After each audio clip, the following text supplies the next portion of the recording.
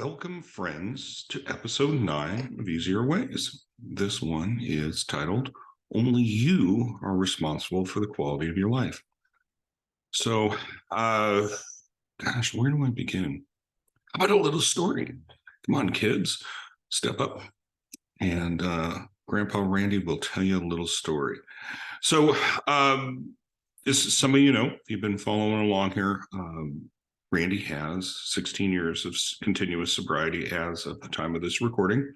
And how that occurred, well, in the beginning, it wasn't easy, but what made it easier was doing the AA meetings and one of the steps, well, all the 12 steps, but in particular, doing this 4th and 5th step thing, which for those of you that are not in the recovery world, the 4th step is taking a personal inventory to get clarity on the causes and conditions that have brought a person to this place in life.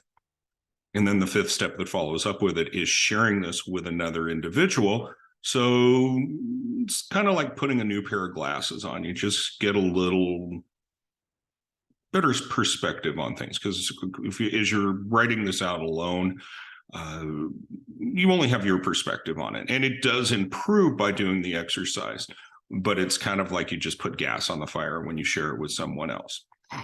Anyway, I go through it, write down, go through, everything that's in the direction in the big books of Alcoholics Anonymous, and things are coming together, and I'm seeing patterns in my behavior, patterns in my thoughts. Certainly was uncomfortable at times, but also quite enlightening as well. You may have heard this saying, the truth will set you free, but it'll usually piss you off first. At least that was for me. But as I'm sharing this with my sponsor, who, again, if you're not familiar with AA recovery language, sponsor is basically your mentor. They're guiding you through this process of self-discovery.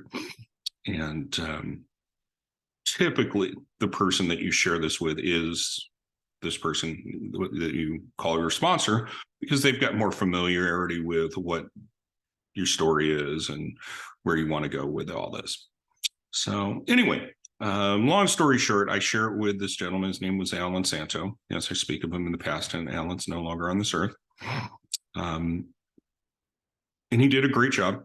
He basically was a mirror. A lot of questions back to me, kind of was like, why do you say that? How does that make you feel? Kind of stuff. And let me arrive at my own conclusions. And my big takeaway after doing this exercise, and there was more than a couple epiphanies, but the big takeaway was that I had spent my whole life looking for excuses, blaming people, always looking for shortcuts, always trying to find the easier, softer way in life. And basically, I just realized that every person, place, and things that I had concluded was the cause of my feeling the way I did, whatever it may be on the topic and stuff. When I had defaulted and said, well, if you had a parent like I had, if you had a boss like I had, if you had a girlfriend like I had, you would have done this stuff. And my conclusion was that no one else is responsible for the quality of my life. Okay. Yeah. I grew up in a household that, wasn't a healthy environment, is the short there. And I've had bosses that were abusive, but I was the one who took the job. I'm the one who stayed at the job.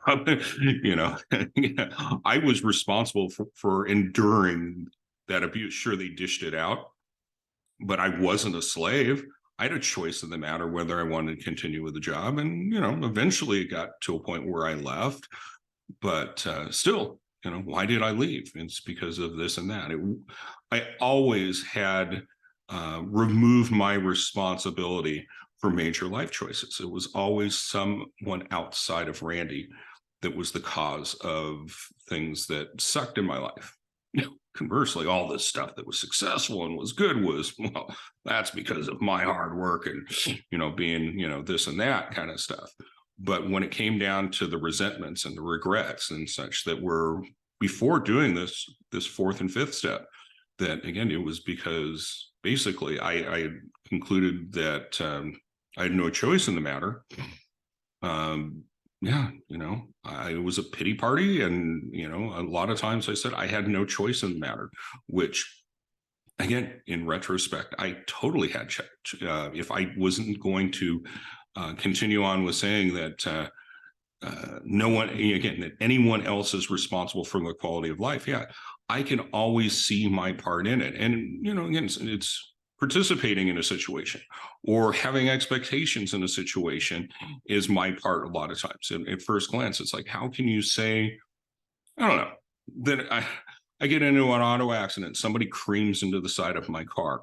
What is my responsibility in this? Well, of course, it is how I respond.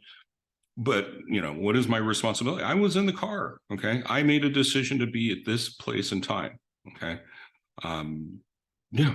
And again, if I've neglected to pay for my insurance or anything like that, any challenges there. But I had a role in everything. And may not be that it's 100%, my cause, but there's always a part in everything and everyone. And I always have a choice if I want to react or respond. So huge difference. Again, if I have a choice in a matter, then I'm not a victim. See, this was one of the things that Alan was talking with me. So, Randy, there's a lot of victims in this world. Tragically, probably millions, tens of millions of people that are in situations that they have no control over. They have no choice. Children or adults are trafficked, all kinds of stuff where basically it's comply or death. But you, Randy, in all of the situations that you shared, you've had a choice in the matter. Okay. And as long as you have a choice, you are not a victim. And that truth has carried on with me for a long time, over probably about the last 14 years or so, 13 years. Just a simple paradigm shift that you alone, Randy, you are responsible for the quality of your life. So life-changing stuff. And part of the reason why I've included it in this episode, the next one that follows with Andrew Cruzy, he had a similar epiphany in his life. The details are his own. It's unique to him. But yeah, by him recognizing in his language, he is the captain of his ship. He's the one who is deciding the direction for his life.